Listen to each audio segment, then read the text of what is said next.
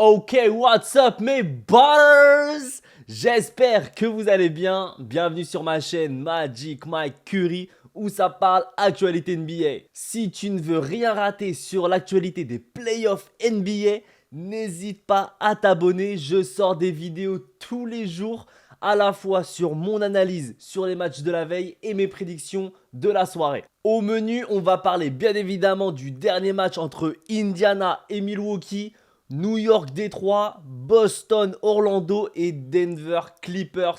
C'est parti. Commençons par le match Boston Celtics contre les Orlando Magic. Les Boston Celtics se sont imposés 120-89 au TD Garden. Cette victoire leur permet de clore la série 4-1 et de se qualifier pour les demi-finales de la conférence Est. Le début de la rencontre a été serré avec une légère avance pour Orlando à la mi-temps, 49-47.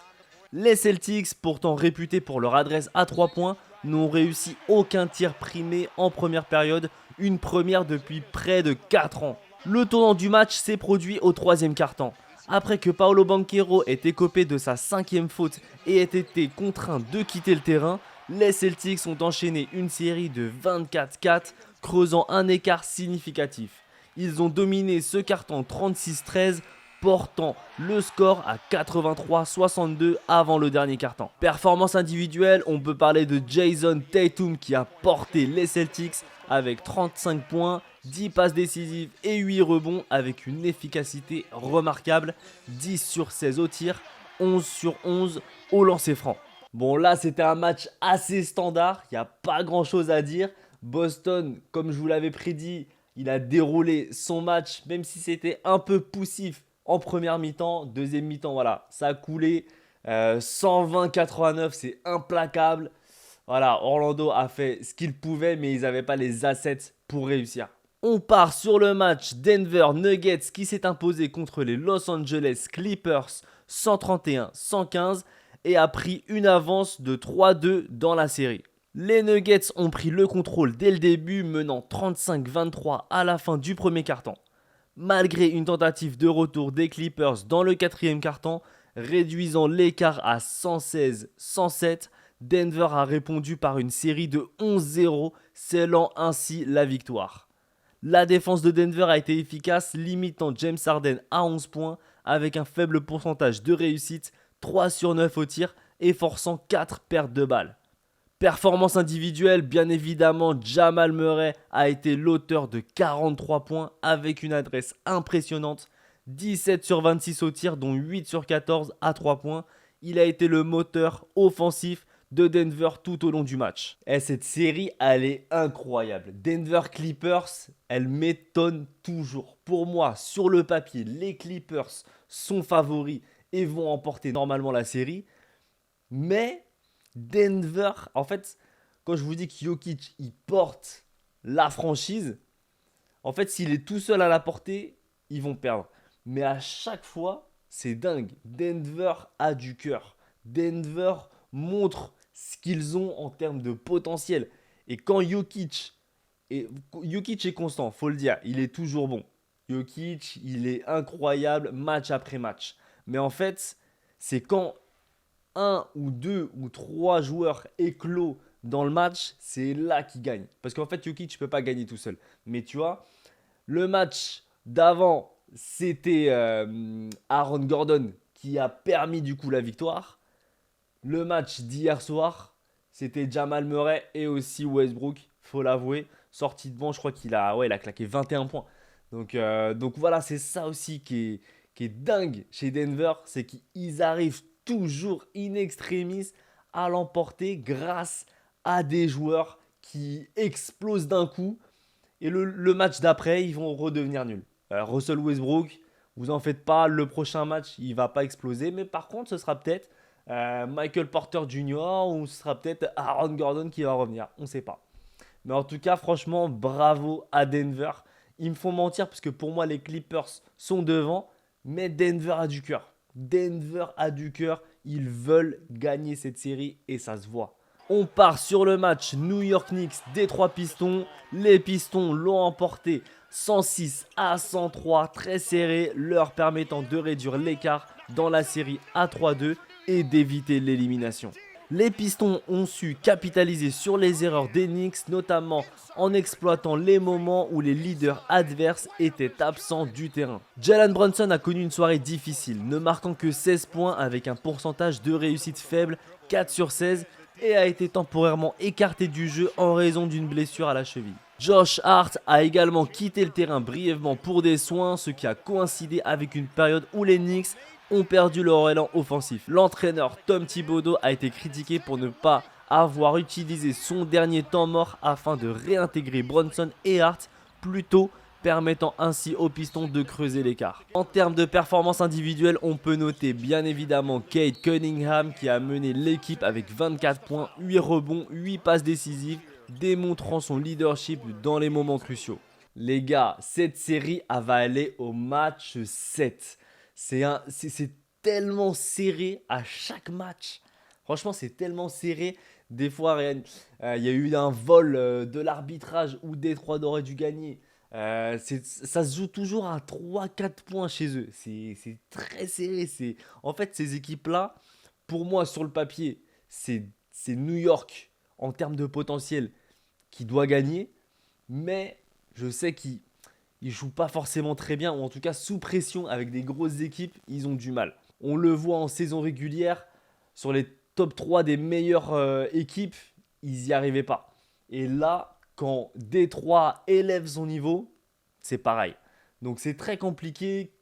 Je pense qu'à la fois Détroit peut l'emporter, à la fois New York peut l'emporter. Mais pour moi, à la fin de la série, je pense que c'est les Détroit Pistons qui vont l'emporter. On part sur le dernier match de la soirée qui clôt la série. Indiana qui a gagné contre les Milwaukee Bucks 119-118 en prolongation. Les Bucks ont démarré en trombe avec un run de 13-0 et ont mené de 20 points en première mi-temps. Malgré cela, les Pacers ont progressivement réduit l'écart, revenant à 6 points à la pause. En prolongation, Milwaukee semblait en contrôle avec une avance de 118-111 à 40 secondes de la fin. Cependant, une série d'erreurs, notamment 2 pertes de balles critiques de Gary Trent Jr. ont permis aux Pacers de réaliser un 8-0 dans les dernières secondes. Tyrese Haliburton a scellé la victoire avec un lay-up à 1,3 secondes du terme. Après le coup de sifflet final, une altercation a éclaté lorsque le père de Tyrese Haliburton est entré sur le terrain et a eu des mots avec Giannis Antetokounmpo. Haliburton a reconnu que le comportement de son père était inapproprié et a indiqué qu'il en avait discuté en privé. Cette élimination marque la 3e sortie consécutive des Bucks au premier tour des playoffs. Avec l'absence de Damian Lillard blessé au tendon d'Achille lors du match 4 et les incertitudes entourant l'avenir d'Antetokounmpo, Milwaukee fait face à des décisions cruciales pour l'avenir de la franchise. Ah les gars, franchement Milwaukee a donné son âme sur le dernier match. J'aurais jamais cru. Pour moi, je pensais que ça allait être un match à la Miami de Cleveland où Milwaukee allait tout lâcher par rapport à ce qu'on avait vu au match précédent. On voyait Giannis les yeux dans le vide, sur le banc en mode vas-y je lâche tout. Je pensais qu'il allait tout lâcher, qu'il allait même très peu jouer en vrai sur ce dernier match. Je pense qu'il a dû se dire alors j'espère pas, mais je pense que c'est peut-être un peu le match d'au revoir en disant ok je vais donner tout à Milwaukee. Je vais donner mon dernier match, ça se trouve c'est peut-être mon dernier match de playoff avec Milwaukee. Donc je vais laisser une belle trace, donc je vais tout donner. Et voilà, et franchement c'est beau parce qu'ils ont tous tout donné. Je pense que toute l'équipe avait à cœur à montrer le vrai visage de Milwaukee. Même si ça n'a pas été suffisant, même s'ils ont été jusqu'au overtime, au moins ils ont tout donné. Et respect à Milwaukee qui aurait pu lâcher parce que clairement, on le savait très bien, même s'ils gagnaient ce match-là, ils allaient perdre les prochains. Donc franchement, bravo à Milwaukee. Par contre, effectivement, on va se demander que va faire Giannis l'année prochaine. Cet été, regardez bien, je vais sortir des vidéos aussi très souvent pour vous donner l'actualité NBA. Mais en tout cas, ça va bouger cet été, ça va être déterminant. Ok, on part sur mes prédictions de ce soir. On a 2 matchs. Donc Houston Golden, magnifique. Bon, à 1h30, ça va être compliqué. Et Los Angeles, Minnesota à 4h du matin. C'est parti. On commence par Houston Warriors. La série qui me hype le plus, les gars. Franchement, À chaque fois, c'est un nouvel épisode incroyable. C'est haletant. Il y a de l'énergie, il y a de la combativité, il y a un peu de fight. Franchement, j'adore ce match-up. En plus, les Warriors, c'est mon équipe. Donc franchement, je me régale de voir Curry taper des 3 points, énerver les Rockets, Dillon Brooks qui commence à s'embrouiller, etc. Franchement, c'est incroyable. Là, c'est peut-être le dernier match. On est sur 3-1. J'espère que les Warriors vont clôturer pour qu'ils puissent se reposer aussi. Donc franchement, là, en termes de prédiction, je vois bien les Warriors, même s'ils sont à l'extérieur, gagner. Et je vois un petit 93-102 côté Warriors. Dernier match de la soirée, Lakers-Minnesota. Ah là là, je commence à douter de plus en plus à la victoire des Lakers. Clairement, la 3-1, c'est quasiment du jamais vu. Enfin, ça a déjà été vu, mais en tout cas, c'est très très rare de revenir d'un déficit de 3-1. Surtout que là, ils n'ont même pas démontré qu'il y avait quelque chose, un petit potentiel. Là, on voit en fait, je pense que clairement, leur défaite, c'est leur alchimie. Il manque d'alchimie. Ils ont changé l'effectif. Il y a très peu de temps, Luka Doncic, il arrive en cours de route. Donc c'est assez compliqué.